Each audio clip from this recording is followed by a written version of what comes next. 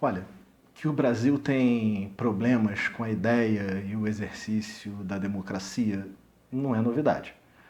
Agora, que o neopentecostalismo seria o vilão principal da fase atual é uma afirmação no mínimo surpreendente.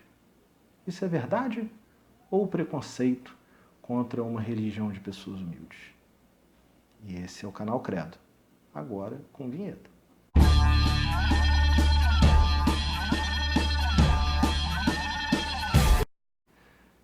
É isso aí, galera. Como a vovó já dizia, a serpente está na terra e o programa está no ar. Curta, compartilhe, se inscreva que aqui é tudo de graça. O que me faz abrir os trabalhos é um artigo de opinião publicado pelo jornal alemão Deutsche Welle Brasil, intitulado Igrejas Neopentecostais Ameaçam a Democracia na América Latina, assinado pelo jornalista José Espina Valência, da redação da Deutsche Welle em espanhol. A intenção é analisar a ideia principal do artigo, já que no nariz de cera, aquele textinho que os jornalistas colocam logo abaixo do título da matéria, se lê o seguinte: poder crescente de seitas evangélicas e partidos políticos moralizadores colocam as democracias latino-americanas à prova. Pois bem, a ideia principal que eu defendo é que as críticas dirigidas ao neopentecostalismo latino-americano são substancialmente carregadas de preconceito de classe e preconceito acadêmico, por que não dizer, já que essa é a religião mais professada e praticada pelos pobres e humildes do nosso continente hoje. Olhando para o caso brasileiro, dados do IBGE apontaram no censo de 2010 um número de 40 milhões de evangélicos no Brasil, cerca de 20% dos nossos 202 milhões de brasileiros. De cara, eu posso dizer que esses números sozinhos não querem dizer nada.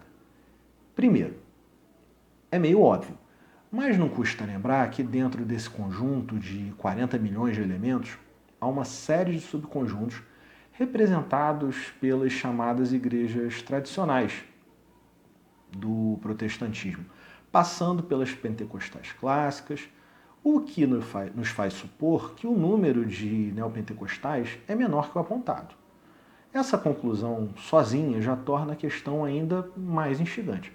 Como um percentual tão pequeno de um segmento religioso que ainda é minoria seria capaz de desestabilizar um continente inteiro, ou, no caso do Brasil, um país de dimensões continentais? A resposta para isso reside, em parte, no fato de que é irrelevante falar em igrejas ou movimentos neopentecostais, pois hoje se impõe um ethos neopentecostal sobre o cristianismo brasileiro que cruza todas as igrejas. O que eu chamo de ethos neopentecostal? É uma visão de mundo neopentecostal presente em todas as igrejas cristãs do Brasil, ou se não a esmagadora maioria, incluindo aquelas tradicionais do protestantismo e até mesmo o segmento católico. Olha, são celebrações com forte apelo emocional, fenômenos de línguas estranhas, revelações particulares, práticas de adivinhação equivocadamente chamadas de entregas de profecia, bênçãos para áreas específicas da vida pessoal. Nada disso mais é privilégio de pentecostais e neopentecostais. São elementos presentes também nas igrejas católicas e do protestantismo tradicional. No entanto, esse conjunto de práticas espiritualizadas, emocionais ou de transe, eu respeito você que está me ouvindo, fique à vontade para interpretar da maneira que lhe convém, no meu entender, são insuficientes para explicar o momento político pelo qual passamos agora. Eu digo que elas são muito mais o sintoma visível do chamado fundamentalismo religioso como um fenômeno amplo, que no caso brasileiro seria um fundamentalismo judaico-cristão tipicamente ocidental. De conjunto, assim mesmo, indissociável das duas religiões ao mesmo tempo, é judaico-cristão. As práticas neopentecostais que atravessam essa quase totalidade das igrejas no Brasil hoje são apenas uma faceta do fundamentalismo judaico-cristão que emerge com força de um rolo compressor nas Américas todas, atropelando o racionalismo e a ciência, funcionando, por assim dizer, como um recurso perfeito para ser usado por outros setores fundamentalistas, esses mais ligados às cúpulas das agremiações cristãs e judaicas e mais próximas de centros de poder. E por se localizarem mais perto desses centros de poder, esses grupos fundamentalistas de cúpula combinam elitismo, tradicionalismo e conservadorismo, esses dois últimos principalmente como forma de defesa e mobilização. Bem, quem está atento já deve ter reparado que eu estou começando a entrelaçar os fios dessa trama, sinalizando que o fundamentalismo judaico-cristão, particularmente no caso brasileiro, é um sistema em forma de pirâmide, cuja grande base é de neopentecostais pobres das favelas, subúrbios, periferias, que sustentam a atuação de grupos que se situam do meio para o topo dessa pirâmide. E é sobre o topo que eu quero falar e vou trazer dois exemplos. Cerca de um mês depois, após ter sido eleito, o presidente de extrema-direita Jair Bolsonaro foi recebido pelo Monsenhor Jonas Habib, líder da comunidade católica Canção Nova, da Renovação Carismática Católica, RCC, em Cachoeira Paulista, sede dessa agremiação no Vale do Paraíba, entre Rio e São Paulo. Ele subiu ao altar em meio à missa, onde os fiéis rezaram com mãos estendidas para ele, foi abraçado pelos padres, saudado como o escolhido, com O maiúsculo, enfim, foi feita toda aquela parafernália da fé para legitimá-lo no campo do simbólico, tal qual um rei sendo coroado. A pergunta que fica, alguém ousaria, como até hoje ninguém ousou na grande mídia, dizer que a renovação carismática católica está atentando contra a democracia no Brasil ou na América Latina? Olha, eu me adianto em dizer que assim que o movimento de renovação carismática católica chegou no Brasil, ele já foi vinculado à coordenação das paróquias de bairro, assim que aportou nessas terras vindo dos Estados Unidos, que é a sua origem. Isso quer dizer que, geograficamente, a RCC ela foi gestada em ambientes de classe média baixa, a despeito de hoje se perceber uma popularização do movimento muito por obra do investimento pesado nos meios de comunicação social, sobretudo rádio e TV, onde na TV a cabo existem 4 ou 5 canais. Mesmo assim, perde para o neopentecostalismo em presença territorial, sobretudo nas periferias. Aliás, eu me pergunto, qual instituição de caráter social, por assim dizer, desse país supera a presença física das comunidades e templos neopentecostais na periferia? O segundo caso diz respeito a um dos episódios mais violentos do ponto de vista discursivo protagonizados por Jair Bolsonaro ao longo da sua famigerada carreira política. No dia 3 de abril de 2017, o então pré-candidato à presidência da República deu uma palestra, eu nem sei se é possível falar assim, chamar de palestra, onde numa tacada só ele conseguiu se referir à própria filha como a filha menina, como fruto de uma fraquejada após ter gerado 4 filhos homens. Se referiu indiretamente aos negros como animais, quando afirmou ter visitado um quilombo onde o homem mais leve, segundo ele, pesava 7 arrobas, quer dizer, peso de boi, e não servia nem para procriar, ou seja, função de boi. E ainda por cima criticou a presença de refugiados no país no auge da guerra na Síria, com toda a crise humanitária que ela gerou e o Brasil recebendo os sírios. Olha, tudo isso dito por um pré-candidato à presidência, que um ano e meio depois viria a ser eleito, já é bastante chocante. Mas para mim ganha contornos de ironia tudo isso ter sido dito dentro da Hebraica, um clube judaico localizado na região mais desenvolvida da cidade, que é a zona sul do Rio de Janeiro, a capital cultural do Brasil. O arremate nesse show de horrores foi dado com a seguinte frase, proferida na época pelo atual presidente. Abre aspas, não são minhas as palavras. Nós somos a maioria. Acreditamos em Deus. A cultura judaico-cristã está em nosso meio.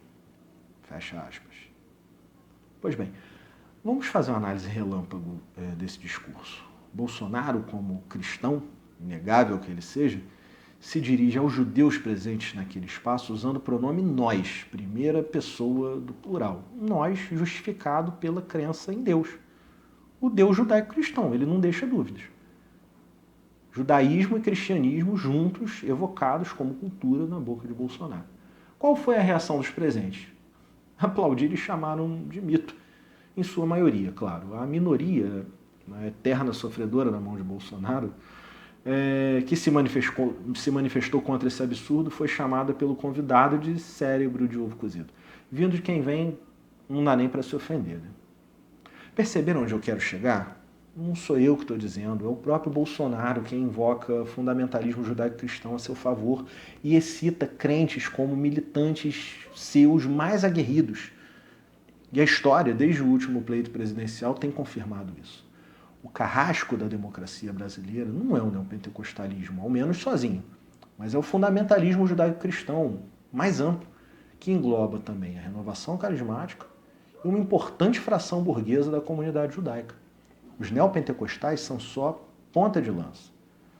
Tropa de choque, infantaria, ou como os reacionários católicos gostam de dizer, os inocentes úteis, que esses mesmos católicos conservadores, por exemplo, adoram usar politicamente na hora de defenderem sua pauta conservadora na sociedade no campo da sexualidade, família, gênero, e que os sionistas, por sua vez, contam como aliados na defesa de Israel e justificando a violência contra palestinos, usando doses cavalares de fundamentalismo religioso regada a muita leitura literal do Antigo Testamento.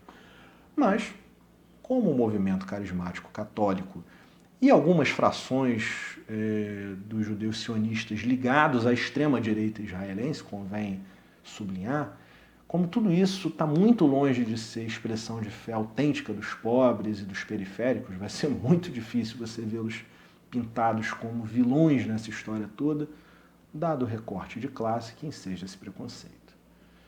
Aliás, diga-se de passagem, eu já ia terminando o vídeo, mas eu acho que cabe ainda uma comparação do caso boliviano com o caso brasileiro, para que a gente possa entender um pouco o que acontece por lá. Desde novembro do ano passado, né? A população boliviana é 93% cristã. Desse percentual, 7% são evangélicos do segmento neopentecostal. E embora o neopentecostalismo seja apontado como antidemocrático, até por essa matéria, e ponta de lança, aqui no Brasil, dos processos que derrubaram Evo Morales, cabe um destaque aqui para o fato de que toda essa contra-revolução que estourou em novembro do ano passado, na Bolívia, ela foi liderada pelo ativista de extrema-direita Juan Matheus Camacho, católico, e culminou na autoproclamação de Janine Áñez, também católica, como presidente da Bolívia. Ambos, Camacho e Janine, promoveram atos políticos dentro de edifícios públicos portando bíblias cristãs e associando as práticas religiosas dos povos indígenas à personificação do mal judaico-cristão, quer dizer, o bom e velho demônio. Eu não vou me alongar agora no caso boliviano e esse eu vou deixar para um próximo vídeo. Então é isso, criaturas divinas, olha só, não deixe de curtir, compartilhar e se inscrever no canal Credo, manda para os amigos, familiar, para o pastor, para a pastora, para o irmão em Cristo, enfim, para quem você quiser. Um beijo, um abraço. Tchau, tchau.